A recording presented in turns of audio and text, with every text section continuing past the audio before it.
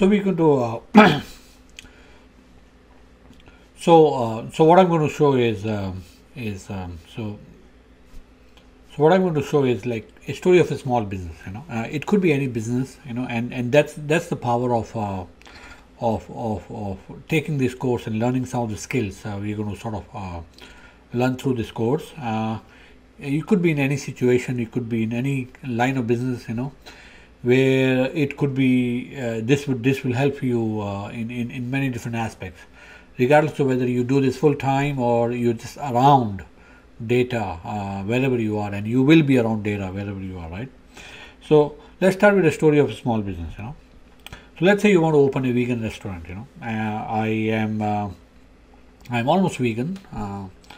And I assume that that small. I hope it's not pepperoni. It's tomato. But let's say you want to open a vegan restaurant, and you know the restaurant business, right? It's a tough business to be in, right? And we see stats like say 30% may fail within within the first, or 60% fail within the first 3 years, and this is from Cornell University. Okay. And there is another stat from the Ohio State University where it says that 60% do not make it past the first year. Okay. So where is so how do they sort of proclaim this kind of things, right? What is some of the math behind it? And by the way, this is not a math course, or this is not a stats course completely. We will cover a lot of statistical concepts like correlation, regression, confidence intervals, statistical significance, and all. But this is going to be more applied, right? So we're going to minimize the complexity around some of these things, but we want to sort of get an intuitive feel of what is going on as to why a study could make that kind of a proclamation, right? So 60%. So how did that come about, right?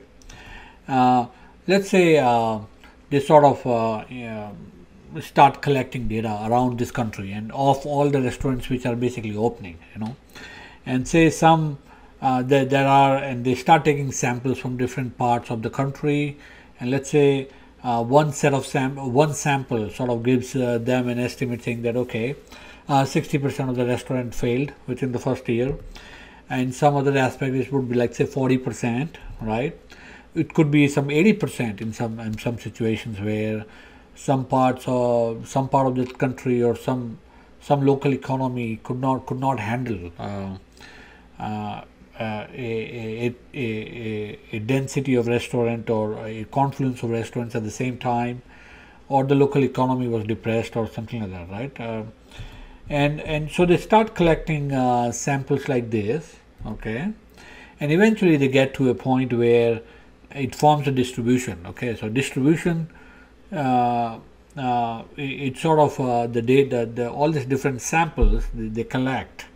You can sort of fit a curve around it, okay, and once you have this distribution, then you can start to sort of apply a little bit of statistical magic, right? Where that is where you can sort of start coming up with a claim saying that okay, 60% of the restaurants fail within a given year, right?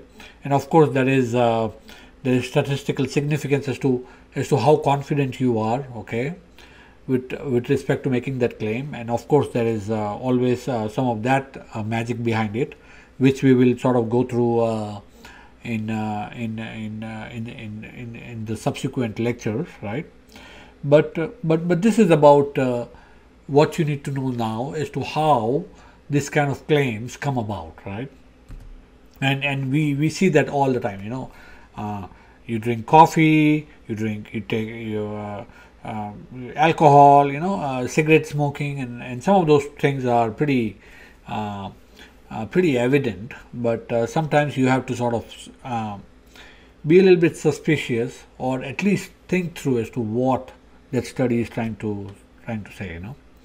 So let's go back to our vegan restaurant, okay, and let's say the first few days, okay, and you open your doors, and you say, I don't care about the study, I know what I'm doing. I know how to run a restaurant. I know how to run a successful joint, and I'm going to plunge. I'm going to take some capital. I'm going to invest it. I'm going to open the doors and I'm going to wait. Okay. So the first few days, of course, nothing is going to happen. Over time, okay.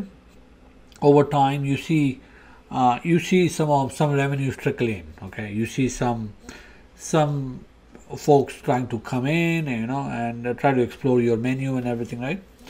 And you say, day 30, you say you look at, and all this while you're collecting data, of course. Okay, so basically this is in a lot of the world, and we're going to go through a lot of that. But monitoring data is also what are you going to track, how are you going to track, and that is something you have to sort of adapt regardless of what you do, right? Adopt regardless of what you do. Okay, and you start collecting data, and so okay, so how do I? That's not enough, right? Making a few $100s a day is not going to cut it, right? If you're running a business, right? So what would you do, right?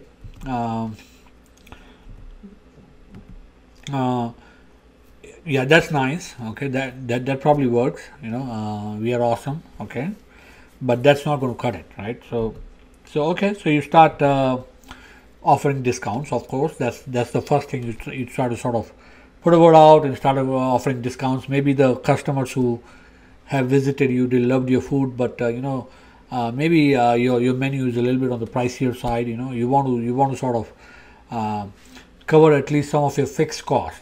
So that is in business. You have a fixed cost and you have variable cost, right? If as long as you can cover your fixed cost, right, any additional customer you're going to gain is basically pure profit most of the time, right? So let's say you start offering discounts, and of course we are also going to cover some of the topics, okay, if time permits, right? So I start offering discounts, and maybe you sort of track that on certain days and certain times, you start off, and we see that all the time, we have happy hour and all those things, that's where they try to sort of entice people to come in at an hour which is not busy, right? So you can start doing that, online reviews and blogs, and maybe online reviews by customers, and you sort of incentivize them, and I do write a lot of Yelp reviews because I personally use a lot of Yelp reviews written by some other folks, right? So I'm doing my part in doing that, and of course you can also start an ad campaign promoting healthy eating and all those things, right? So these are some of the things you can try, and when you do that, and a lot of the things, some of these things might cost money, right? So there is an investment in there, and some of those things might not incur a lot of investment. So you start tracking, you start what works, what doesn't work, and slowly you start to see an impact, right? So the moment you introduce something, you see a bump in revenues, and then it sort of dies down, and you introduce something else, or you introduce two of them together, So you start tracking. So you're collecting all this data while you're watching your revenues climb up and then sort of stagnate and then climb up and probably go down at some point. And a 6-month mark passes, and you still see, that maybe you could do something better, So all this while you're collecting data, analyzing and assessing the impact of various promotional strategies, you start to introduce new things, based on what you know about your when the peak hours are, the days of the weeks, days and the weeks and all those things, right?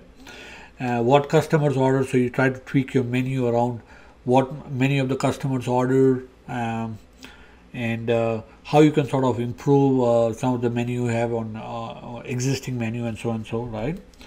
And of course you measure the impact of competition, what's going on in your local economy and the global economy, and okay, so all this to drive more traffic, improve operational efficiencies, and keep all stakeholders happy and healthy, right?